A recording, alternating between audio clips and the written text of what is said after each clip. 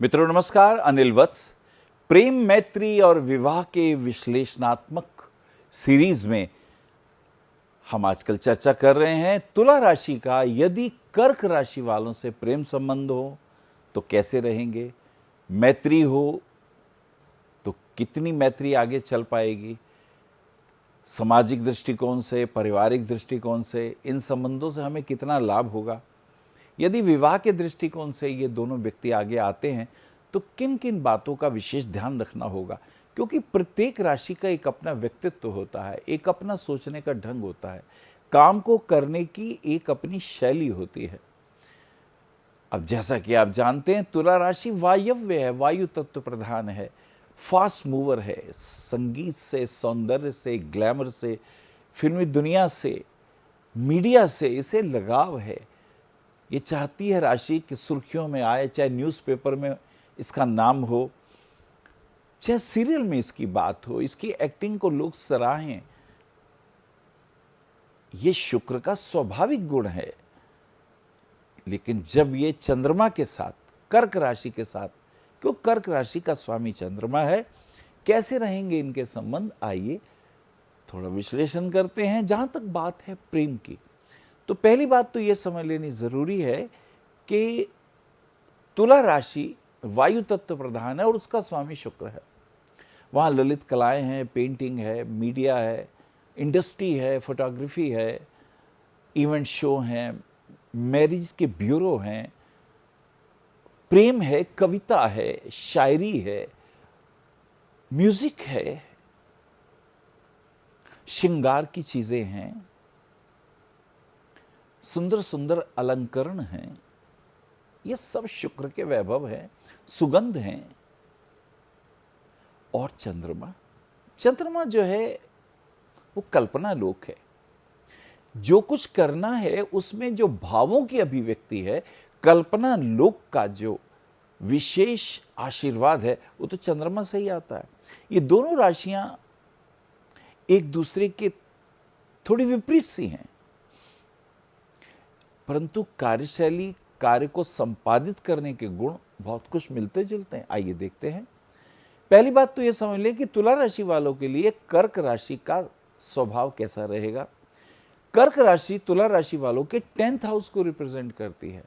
वो काम करने की जिम्मेदारियों की ओर प्रेरित करेगी। उत्तरदायित्व की बात कर्क राशि से मिलने पर आएगी। जो हमारी लायबिलिटीज हैं उसको हम कैसे करेंगे, अधिकारों की प्राप्ति और कर्म करने की जो एक विशेष प्रैक्टिकल जो आवश्यकताएं हैं वो कर्क राशि आपको देगी। तो यदि आप कर्क राशि से जुड़ते हैं तो समझ लीजिए प्रेम इसी बात पे चलेगा कि कर्क बहुत व्यवहारिक है, प्रैक्टिकल है। वो आपको जो काम करेगा आपको करना होगा, आपको आलस्य त्यागना होगा। उसने कहा ये काम करना है तो आपको उसके साथ जुड़ना होगा। और अगर आप नहीं जुड़ते तो यहां कर्क आपके लिए सरदर्द हो सकता है, क्योंकि उसे स्वीकार ही नहीं है व्यर्थ का बैठना। वो चाहता है काम जल्दी जल्दी हो, प्रैक्टिकल रूप में हो, रिजल्ट ओरिएंटेड हो। जो हमने आज काम किया है उसकी मार्केट में वैल्यू क्या है, मार्केट में उस प्रोडक्ट को सराहा भी गया या नहीं। ये कुछ बुनियादी बातें हैं जिसको तुला और कर्क को समझना होगा। चैलेंजेस तो हैं परंतु काम हो सकता है। प्रेम संबंधों की जहां तक बात है, आप आकर्षित होते हो चंद्रमा से, क्योंकि चंद्रमा सुंदर है, गौर वर्ण है, उसके पास कल्पनाएं हैं, उसके पास योजनाएं हैं और काम को कैसे पूरा करना है।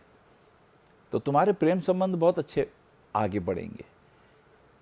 प्रेम संबंधों में हम एक दूसरे को एडमायर करना होगा, एक दूसरे के गुणों को सराहना होगा।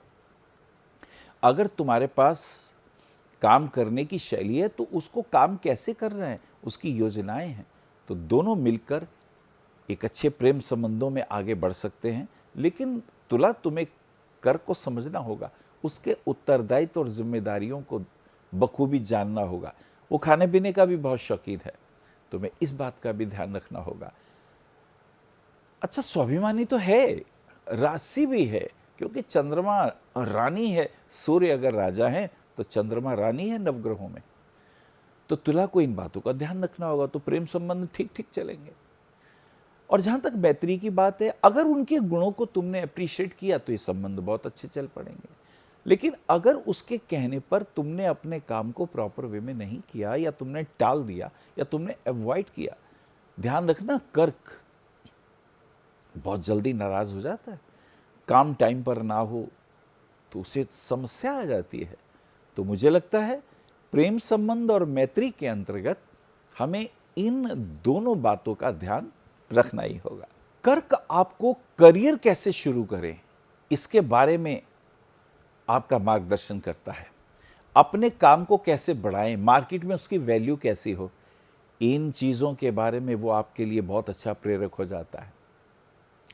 तो प्रेम संबंध अच्छे जा सकते हैं, मैत्री भी आधार पे बहुत अच्छी जा सकती है कि जब हम किसी काम को प्रॉपर वे में करते हैं। क्योंकि चंद्रमा 10th हाउस वो है कर्म क्षेत्र, वो है जिम्मेदारी का घर। अगर इन संबंधों को हमने ध्यान से देखा तो बहुत अच्छा हो सकता है। फिर चंद्रमा घर में मां जैसा भी तो है, चंद्रमा के पास ममता भी है, वात्सल्य भी है, उसे इंसल्ट बिल्कुल टॉलरेट नहीं है, और वो बड़ा मूडी भी है। वो हर क्षण उसके मूड बदलते हैं, और तुम्हें तुला उसके इस मूड बदलने वाले एटीट्यूड से समझौता करना पड़ेगा, नहीं तो परेशानियां हो सकती हैं। जहां तक बात आती है वैवाहिक दृष्टिकोण से, तो एक बात तो समझनी होगी, चंद्रमा जो है, क्योंकि कर्क राशि का स्वामी तो चंद्रमा है, और चंद्रमा हर 1.25 दिन बाद राशि बदलता है, उसके मूड के वेरिएशन बदलते हैं।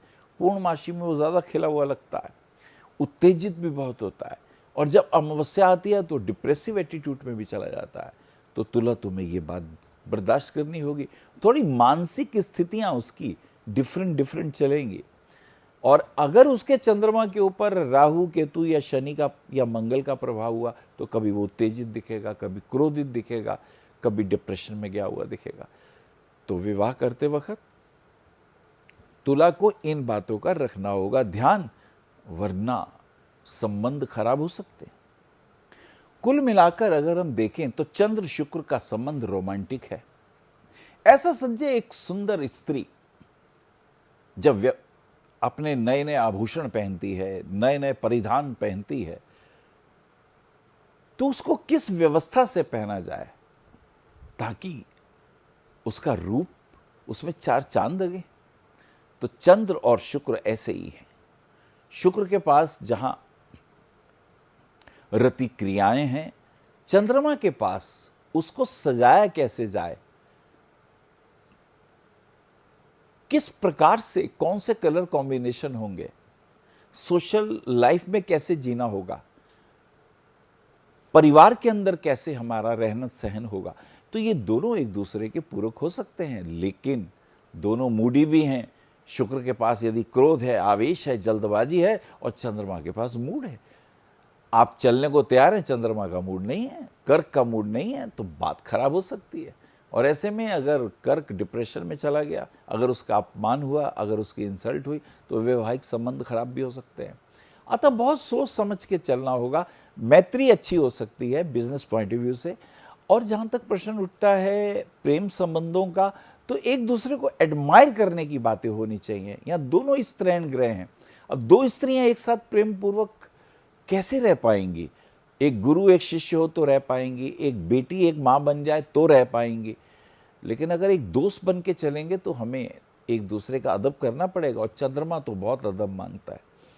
तो मुझे लगता है कि ये संबंध चैलेंजिंग भरे हैं। इसलिए मुझे तुला के लिए कहना होगा कि उसको चंद्रमा के नखरों को बर्दाश्त करना होगा, उसके एटीट्यूड को बर्दाश्त करना होगा। अगर आप ऐसा कर सकते हैं तो आप विवाह भी कर सकते हैं, अन्यथा ये बहुत बड़ा चैलेंज है। इसमें परेशानियां भी हैं, दिक्कतें भी हैं, और इसमें टेंशन भी आ जाती है। क्योंकि चंद्रमा यानी कर्क जब अपने मूड को, उसके ऊपर अमावस्या का प्रभाव आ जाए तो वो बहुत नेगेटिव चला जाता है। उसे छोटी छोटी बातों से अपमान बर्दाश्त नहीं है, वो अपने मान सम्मान का बहुत भूखा है, और फिर वो जो चाहता है वो उसे प्राप्त भी करता है। और अगर ऐसे में तुमने उसको सहयोग नहीं दिया, उसकी चाहत का अगर रिस्पांस पॉजिटिव नहीं दिया, तो ये नेगेटिविटी बढ़ सकती है, और ये कर्क के लिए दुखदाई भी कष्टदायी भी होता है। क्योंकि कर्क के अंदर ना भी कहो तो उसके भीतर एक सम्मान, एक ऐश्वर्य के साथ जीने की भीतर ही भीतर एक तड़प भी होती है। और स्वभावतः कर्क का अगर हम 7th हाउस लेते हैं तो वहां पर बिल्कुल सीधी सी बात है, वहां मकर राशि आ जाएगी।